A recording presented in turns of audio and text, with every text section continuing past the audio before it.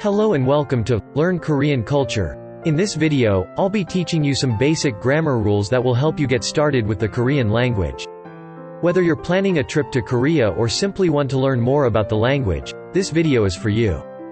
Part 1 Word Order. One of the most important aspects of Korean grammar is word order.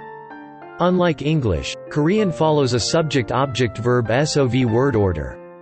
This means that the subject comes first, followed by the object, and then the verb.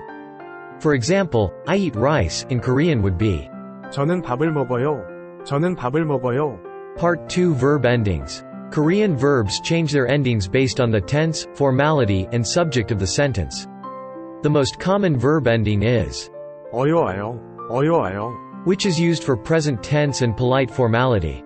For example, I am eating would be 저는 먹어요. 저는 먹어요. Part 3 Honorifics. Another important aspect of Korean grammar is honorifics, which are used to show respect for people who are older or of higher status. Honorifics are expressed by using special verb endings. such as, 시, 시 and, 으시, 유시. such as, 시, 시 and, 으시, 유시. And by adding honorific titles. such as, 시, 스스 I and, 님, 님. such as, 시, 스스 I and, 님, 님.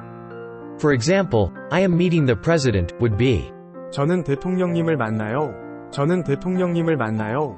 Part 4 Sentence Endings. Korean sentences often end with particles, which are small words that indicate the grammatical function of a word in a sentence. Some common particles include 는, which indicate the topic of the sentence, and, 이가, which indicate the subject of the sentence. For example, I like Korean food would be 저는 한국 음식이 좋아요. 저는 한국 음식이 좋아요. Part 5 Negation. In Korean, negation is expressed by adding the particle 지 않다, 지 않다. to the end of a verb. For example, I don't eat meat would be 저는 고기를 먹지 않아요. 저는 고기를 먹지 않아요. That's it for today's video on basic grammar for Korean beginners. I hope you found this video helpful and informative.